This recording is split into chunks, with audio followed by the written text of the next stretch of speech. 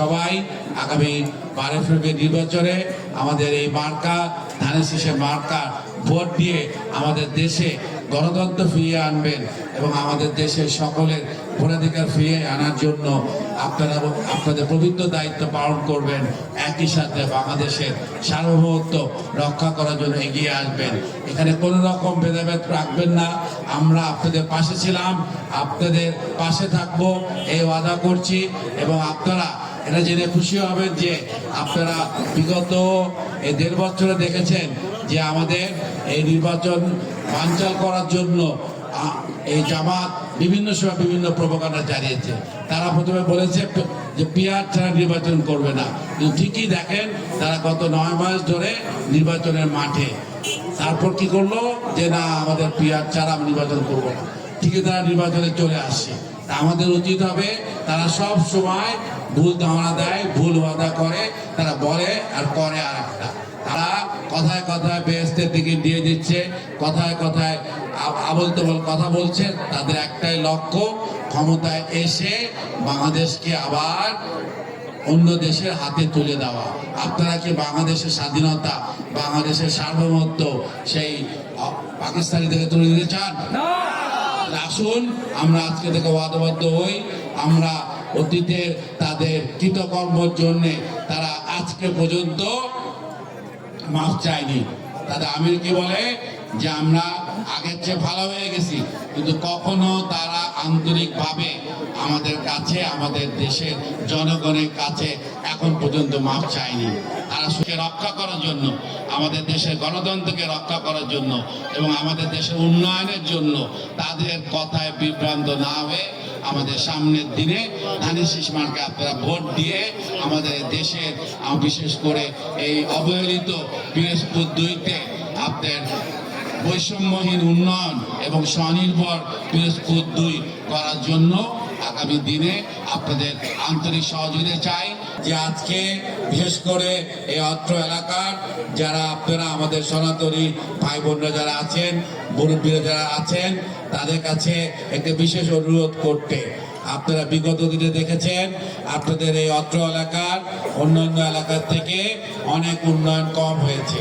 তো আজকে আমরা আপনাদের কাছে ওয়াদা দিতে চাই আগামী দিনে ইনশাআল্লাহ আমাদের দল ক্ষমতায় আসবে এবং আপনাদের এই এলাকার যা যা অবহেলিত যে জনপদ আছে, স্কুল কলেজের অবস্থা খারাপ, এখানে আপনাদের শিক্ষার মানও ভালো না, সামগ্রিক অবকাঠামো উন্নয়নের ব্যাপারে আমরা প্রথমে আপনাদের এই এলাকার আপনাদের দইহারি, তারপর বলদিয়া, বিশেষ করে নদীর এপারে 6টি ইউনিয়নে আমরা কাজ করব।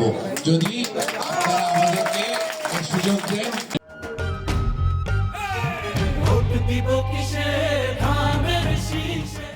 ভাই বোনরা আছেন তাদের কাছে অনুরোধ করব আপনাদের কাছে আমাদের ধানের শীষে ভোট দেওয়ার জন্য। আর অনুরোধ করবো আবারও এই অত্র এলাকার উন্নয়নের জন্য এবং আমাদের সামগ্রিক এই পিরোজপুর জেলা এবং সর্বোপরি এই বাংলাদেশে এই অবহেলিত কাউখালী, ভান্ডারিয়া এবং নেসারাবাদের সকল প্রকার দুর্দশা থেকে মুক্তি পাওয়ার জন্য, আপনার দুর্নীতি থেকে মুক্ত পাওয়ার জন্য এবং আপনার মাদক মুক্ত করার জন্য, সর্বোপরি আমাদের সামগ্রিক জীবনযাত্রার মান উন্নয়ন করার জন্য আপনারা আগামী দিনে আমাদের পাশে থেকে আমাদেরকে ধানের শীষে ভোট দেওয়ার দিবেন এবং আমাদেরকে বিশেষ করে আমাকে একটিবার সুযোগ দেন। আমরা আপনাদের ওয়াদাবদ্ধ, আপনারা আমাদেরকে চিনেন, আমি আপনাদের সন্তান, আপনাদের কোনো ভাড়াটিয়া লোক না। কারণ এখানে আমার আত্মীয় স্বজন আছেন, আপনারা আমার পরম আত্মীয়। আমি আপনাদেরকে এই ওয়াদা করে যেতে পারি যে আমাদের ইতিহাস, আমার পারিবারিক ইতিহাস কোনো দুর্নীতি করে ইতিহাস নাই। আমার বাবা তার জীবন বাজি রেখে যুদ্ধ রেখেছে। উনি মুক্তিযোদ্ধা ছিলেন, মুক্তিযোদ্ধা পরবর্তী উনি দেশের মন্ত্রী ছিলেন। মন্ত্রী থাকা অবস্থায় বৃহত্তর বরিশালে যোগাযোগ প্রতিমন্ত্রী থাকা অবস্থায় অনেক উন্নয়ন করেছেন। পরবর্তীতে উনি ব্যবসা করে অনেক কর্মসংস্থানের ব্যবস্থা করেছেন। এই স্বরূপকারী অনেক লোকজন, অনেক আমাদের আত্মীয় স্বজন থেকে শুরু করে অনেকে আমাদের প্রতিষ্ঠানে কাজ করছেন। এমনকি আমি এখন যে ব্যবসায় আছি সেখানেও আমাদের অত্র এলাকার লোকজন কাজ করছেন। আমরা মানুষকে সাথে ছিলাম, সাথে থাকবো এবং আগামী দিনেও থাকতে চাই, সেটা পারিবারিকভাবেও থাকতে চাই। এবং আপনারা যদি আমাকে সেবা করার সুযোগ দেন, আপনাদেরকে সাথে নিয়ে এই এলাকার উন্নয়ন করার জন্য আপনাদেরকে আকুল আবেদন জানাচ্ছি এবং দেশ নাম তারেক রহমানকে যাতে আমরা এই আসন উপহার দিতে পারি।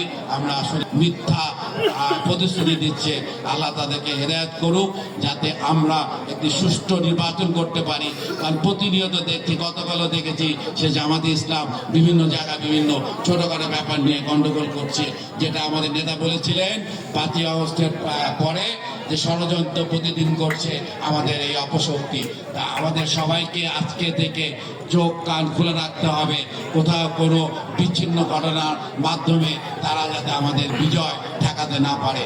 তবে আসুন আমরা সবাই সব দিকে খেয়াল রাখি এবং আমাদের নেতার কথা অনুযায়ী 12 তারিখ খুব ভোরে তাহাজ্জুদ নামাজের পর থেকে আমরা আমাদের ভোট সেন্টার পাহারা দিব এবং সবার আগে আমাদের মা বোনরা ভোট দিয়ে তারা তাদের বাড়িতে যে অন্যান্য কাজকর্ম করবে এবং আমরা পুরুষ ভাইরা ভোট গণনা শেষ পর্যন্ত আমরা ভোটের রেজাল্ট নিয়ে ইনশাআল্লাহ আল্লাহ রহমতে সবার ঐকান্তিক চেষ্টায় বিজয় মিছিল নিয়ে ফিরে আসবো।